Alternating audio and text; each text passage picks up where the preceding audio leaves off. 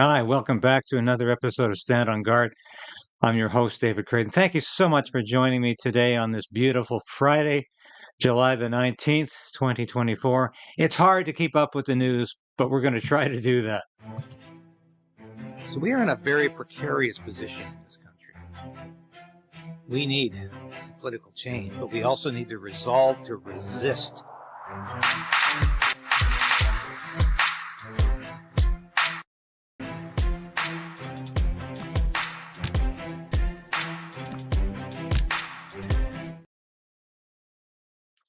Yes, please do, as Sash the cat always said, or meowed, smash the like button so we can beat the YouTube suppression and the Justin Trudeau censorship.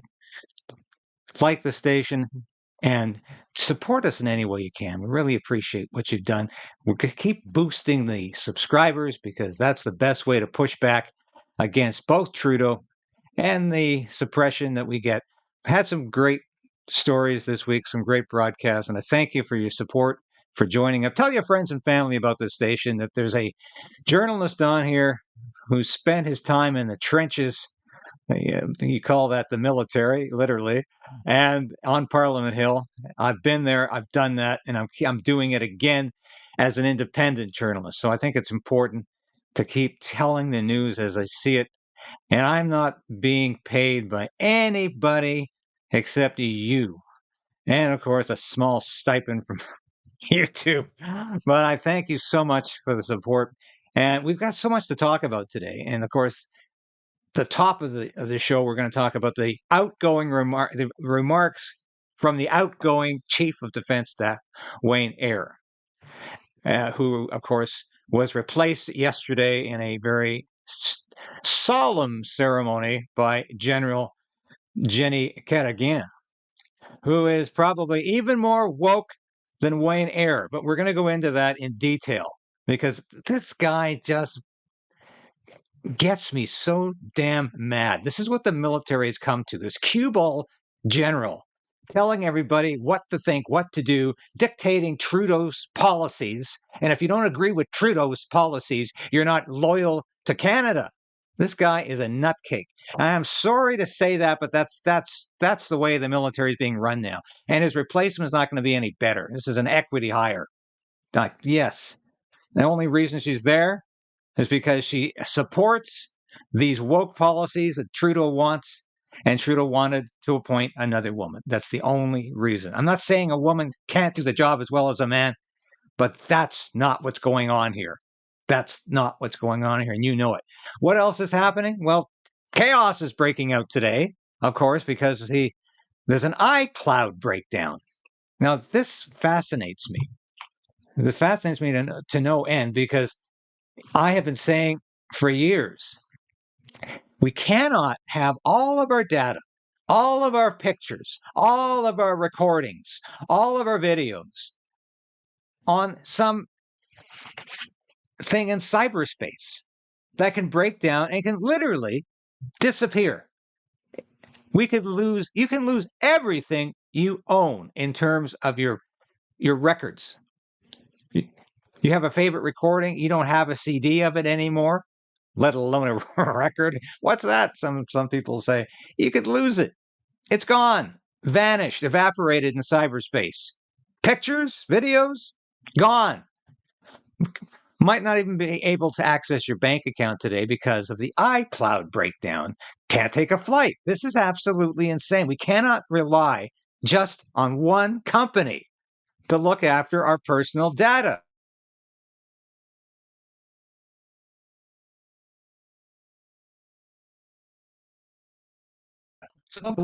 With companies. And that's all this is about. This is not convenient for you. And if this thing gets a virus, everybody gets a virus. It's not just your computer getting a virus. Everybody's got the virus. You can't use it. So yeah, I'm really, really fed up with this, and I've got to say that it's time we took back our sovereignty. And we'll be talking about Donald Trump's speech shortly, but I think it was a barn burner, and it was exactly what he needed to say to make his severe critics, especially the idiots in Canada, who think, oh, Trump is a clear and present danger to democracy, who he can't win. Biden has to suck up to him and then prove that Trump is the bad guy. We've heard this from columnists in Canada who can't put their words together anymore. And you know who I'm talking about. I've confronted them. Viva Fry has confronted them, and we're all sick of this nonsense. So, but let's get to the Chief of Defense Staff, Wayne Eyre, who was outgoing yesterday. Got a great clip. But of course, my old friend David Pugliese of the Ottawa Citizen wrote a pretty good article about this, saying critics of top soldier Jenny Kerrigan and military diversity are helping Vladimir Putin. Canada's outgoing defense chief says.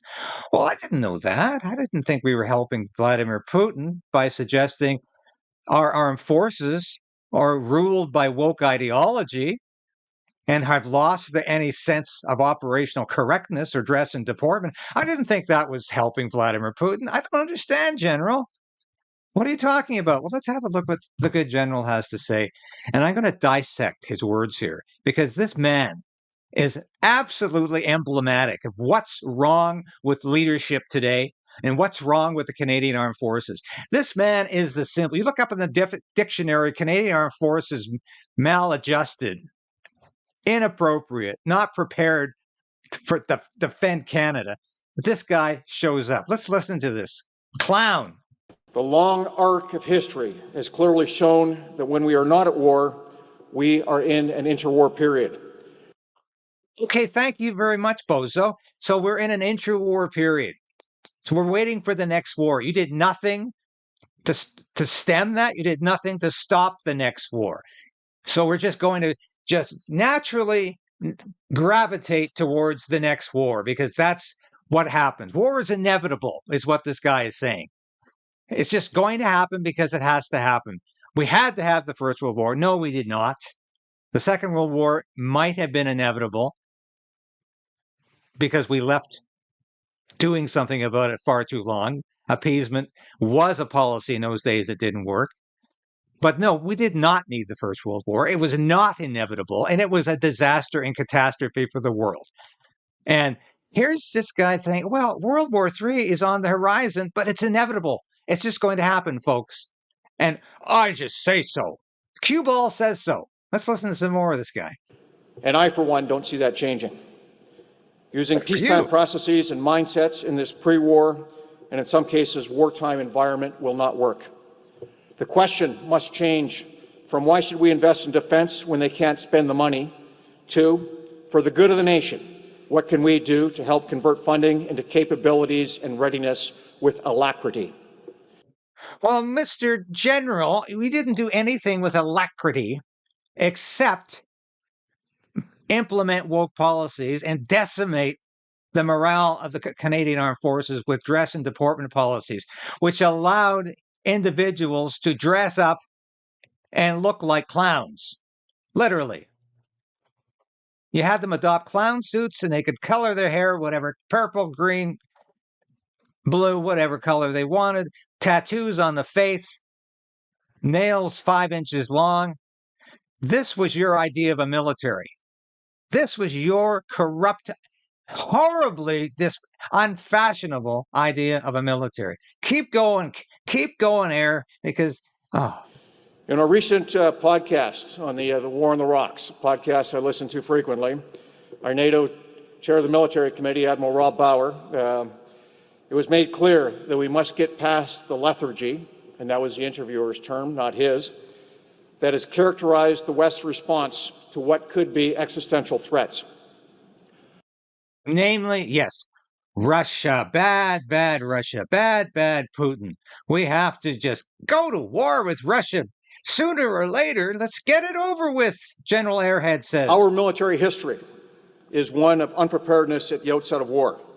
1914, 1939, 1950, 2001 are all stark examples.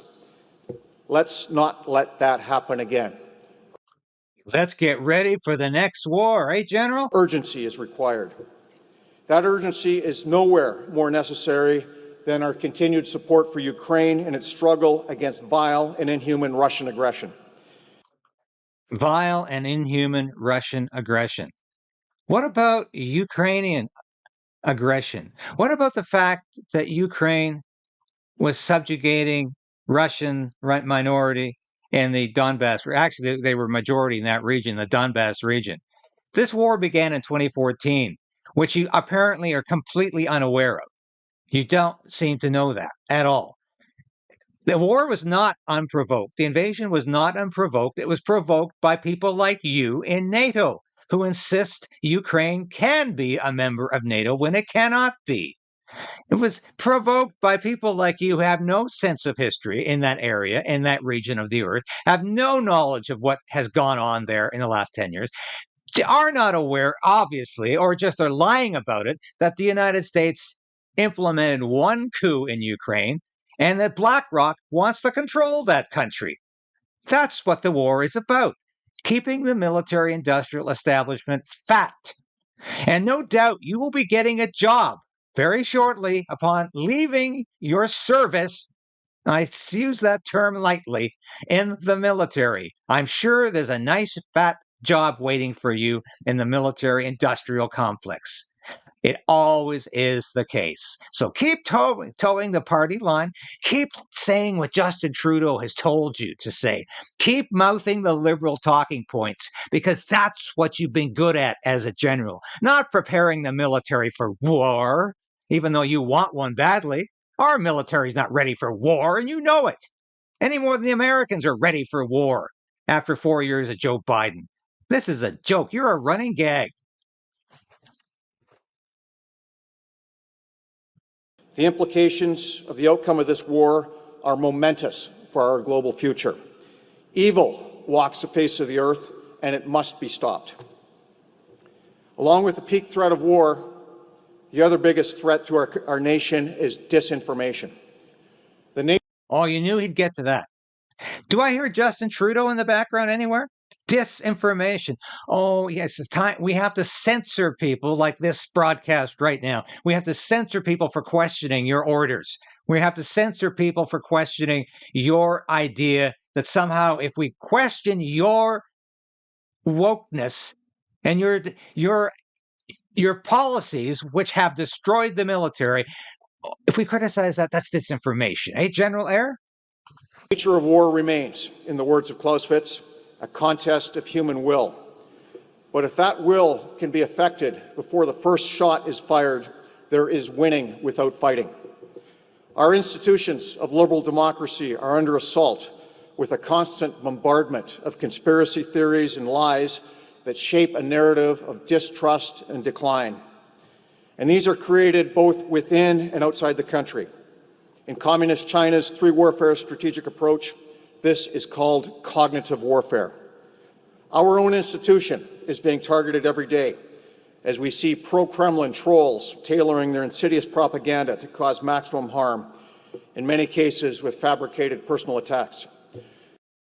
So if we don't like your policies, it's a fabricated personal attack, and we are trolls of Vladimir Putin because you say so. Well, cue ball, I don't think you've got this. I don't think you understand a word you're saying. And for you to talk about cognitive anything is really a stretch, because I don't think you have any comprehension of what's really going on in the military. I don't think you understand at all that you are just a pawn of Justin Trudeau. You're a troll for Justin Trudeau. That's what your job has been as Chief of Defense Staff. And you people like you just disgust me so much, because all you can do is implement government policies gleefully, knowing that they are doing harm to the military, knowing full well what the consequences are going to be. But you just love serving Justin Trudeau, don't you, General Eyre? General Carignan, you have already seen this. Even if they don't see themselves consciously aligned with hostile states, their ends are the same. And to play on a term that Lenin coined, they are Putin's useful idiots.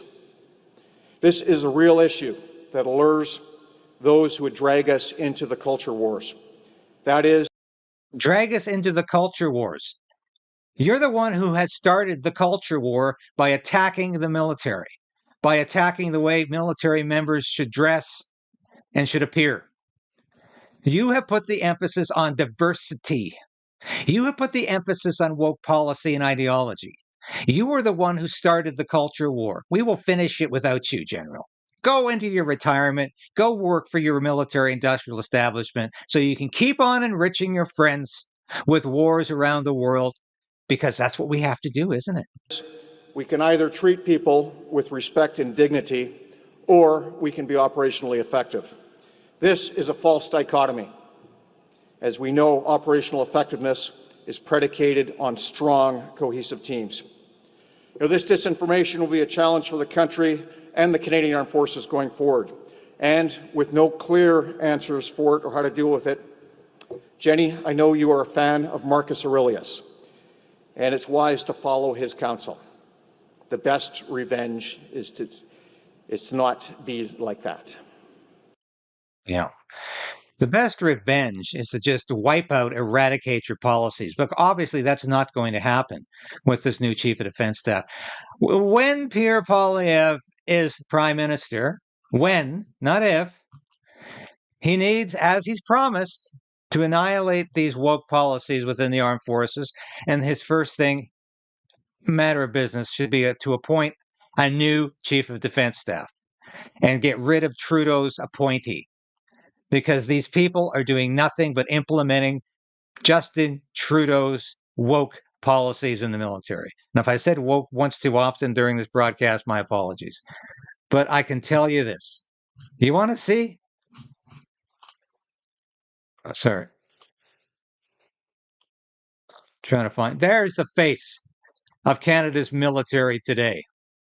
This is an article I wrote for the Post Millennial this week. That's what the Canadian military looks like today. That's a sailor. That is what General Eyre's policies have done to the military. So keep that picture in mind. And how dare this general suggest that if you criticize Trudeau's defense policy, you're working for Vladimir Putin. You're disloyal to Canada. How dare this clown suggest that he's got a monopoly on the truth and anything else is disinformation and lies? How dare this general go in public without a bag over his bald head and suggest that everybody else is wrong and he has been doing the right thing and saying, yes, sir, Justin Trudeau, we're all in the bag for you. Adieu, farewell, amen to Eyre, but it's not going to get any better with Kerrigan replacing him. More of the same. Anyway, we got more news to tell. We got a cabinet shuffle going on. You see, good old Seamus O'Regan is on the way out. He's going to not run again in the next federal election, like a lot of MPs from Atlantic Canada who know they're going to be wiped out. I was talking about this to my friend Mark Petron this morning on his radio broadcast, and we were discussing this. And I said, these guys don't want to be part of the Liberal annihilation in 2025. They want to remember the good old days, the good times. At least it was the good times for Liberal MPs. That's what they want to remember, are these great times when they were living it up. They don't want to go down to defeat, so they're announcing early. So this is the cabinet shuffle going on today. What do you think is going to happen? I think this is the end of Chrystia Freeland. I think Chrystia Freeland will be replaced. I really didn't think Mark Carney would come into the cabinet. I think it's a strong possibility. And if he enters the cabinet, it's only going to be to work against Justin Trudeau to take his job. That's why he's coming into the cabinet. Every time Justin Trudeau thinks a little window dressing is going to help his pitiful performance and his declining popularity, he just orders a cabinet shuffle. And everything is apparently, it's the old analogy of moving the deck chairs around on the Titanic. It's the same thing. You get rid of some of the more obtuse jokers in the cabinet, You replace them with people nobody even knows. You're going to probably see people that are completely backbenched moved up to the front benches again because Trudeau is doing anything he can to avoid his retirement this summer. He knows his future in career is linked with Joe Biden. And Joe Biden, by the way, might have another day or two as the next Democratic presidential nominee. Justin Trudeau knows his survival this summer depends on him doing something desperate. He will try anything he can to stay as prime minister, and I predict he's not going to go easily or quickly, but he will go before the next election because he cannot beat the reality of the fact he is so unpopular. He is so past his shelf life that Canadians in a huge majority want him to go. I want to end this broadcast by showing a great clip from last night's Republican National Convention. I broadcast the entire evening live, and Trump's speech at the end was interesting. I think what he did was tried to shut up the critics who said he was going to go on there, going to make a speech full of pomposity, arrogance, and he was going to threaten his critics. I think what he did was achieve his set objective, which was a plea for unity and a plea that the Democrats stop persecuting their political opponents and just let this election be run fairly so the Republicans can win as they are going to, unless there's irregularities. Donald Trump is going to be reelected unless the deep state is successful in silencing him, as they almost were last weekend. You don't tell me that wasn't an inside job. No police department, no Secret Service is that inept, is that incompetent, that you could literally allow the assassin to walk into the area, climb a ladder, get on top of a roof, and aim his rifle while dozens of people are pointing him out to the police and no action is taken. Why wasn't Donald Trump taken off the stage at least? That's the first question I think people should have asked, but it took a couple of days for people to say, hey, just a minute. They knew there was a potential assassin on the rooftop. They knew there was a threat to the president's life minutes before he fired the first shot. Yet they allowed Trump to go on stage and begin speaking. What the hell is going on? And why have they got rules of engagement that the assassin, the potential assassin, can fire first and then the Secret Service or police can return fire? These people are nuts, or else this was planned and prepared at the top. I tell you, let's listen to Donald Trump and let's hope we can move forward. There is no greater love than to lay down one's life for others.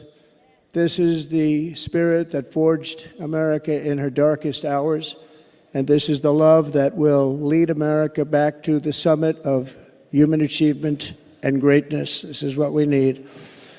Despite such a heinous attack, we unite this evening more determined than ever. I am more determined than ever, and so are you. So is everybody in this room.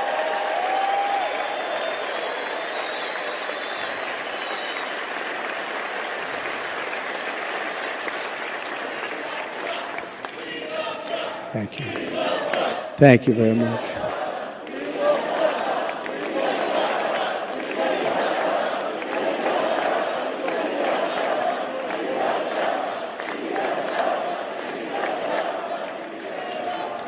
Our resolve is unbroken and our purpose is unchanged to deliver a government that serves the American people better than ever before. Nothing will stop me in this mission because our vision is righteous and our cause is pure. No matter what obstacle comes our way, we will not break, we will not bend, we will not back down, and I will never stop fighting for you, your family, and our magnificent country. Never.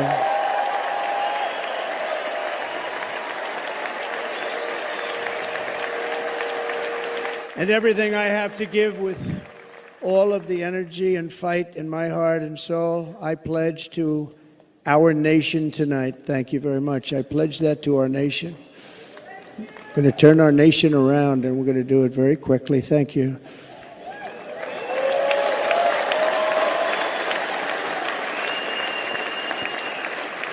This election should be about the issues facing our country and how to make America successful, safe, free, and great again.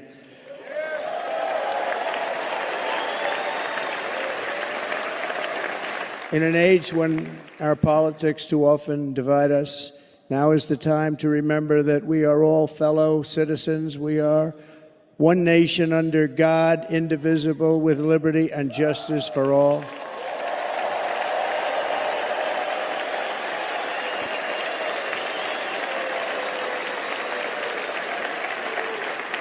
And we must not criminalize dissent or demonize political disagreement, which is what's been happening in our country lately at a level that nobody has ever seen before. In that spirit, the Democrat Party should immediately stop weaponizing the justice system and labeling their political opponent as an enemy of democracy. Especially since that is not true. In fact, I am the one saving democracy for the people of our country. I think that is so profound. Yes, we've never seen this kind of political persecution in the modern age, as we're seeing it right now. Very successful Republican National Convention. I've been watching them for decades, as I've been saying all week. This has been the best in many, many years. And I think that's because there's an electricity surrounding Donald Trump. The fact he survived this assassination attempt, the fact he got up heroically, shook his fist in the air, and said, "I'm a leader. I'm not going to be cowed by everything that's happened to me." He has gone through impeachment, sham impeachments. He's gone through political persecution. He's gone through judicial persecution. He's gone through trial after trial. And he's gone through an assassination attempt. And he's stronger. And I think he is going to win this election handily and overwhelmingly. And let's keep watching. And I think as there's optimism in the United States that the woke agenda, as exemplified by this chief of defense staff we watched earlier, this General Wayne Eyre, there's optimism. We can do it in Canada. We can reverse this trend. We can save this country from destruction. We can save our military and our institutions from further politicization and woke ideology. And we can turn this around. But remember what we say on this broadcast. Remember what the slogan is here. It's resolve to resist. And that's what we need to do. And we need to be aware, and we need to fight back. And so I might be back later today, depending upon the consequences of this cabinet shuffle.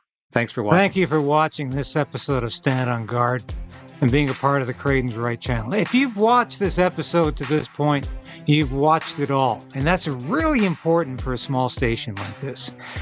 We always say subscribe, hit the bell, be a part of the KRAYDEN resistance. Resolve to resist. That's what we're doing. And if you become a subscriber, if you're a supporter of this station or a member through Substack, through YouTube, and now you can be a local as well, that's so important to us because I couldn't do this without you.